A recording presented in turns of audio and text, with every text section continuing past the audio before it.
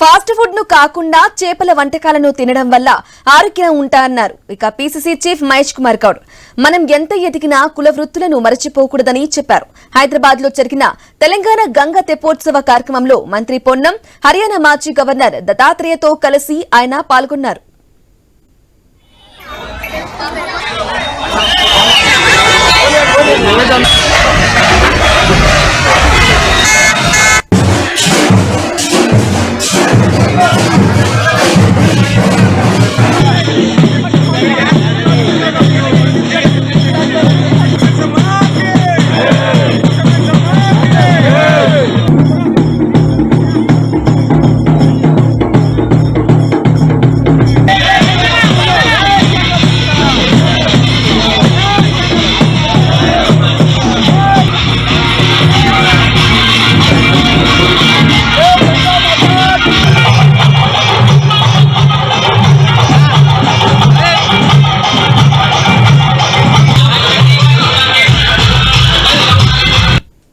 కళ్ళు రుచి ఉండాలంటే చేప ఉండాలి, చేప రుచి ఉండాలంటే మంచి కళ్ళు ఉండాలి.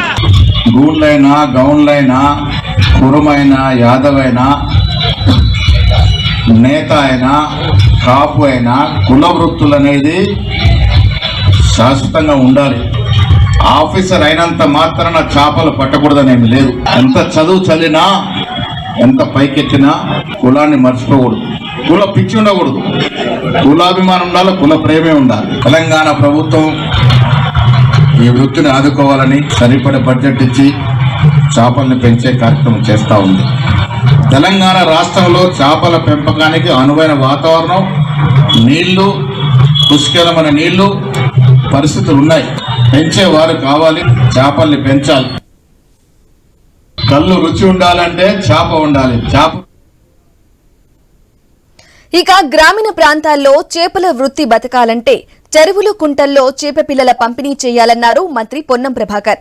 ఈసారి 120 కోట్ల రూపాయలతో చేపల పంపిణీ జరుగుతుందని తెలిపారు మంత్రి పొన్నం.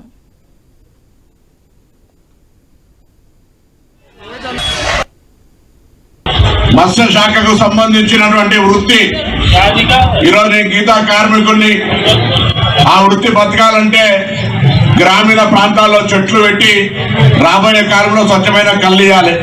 అట్లనే ఈరోజు పేదలకు ఆహారము, బలమైనటువంటి ఆహారం చేపలు, అది మన కుల వృత్తి.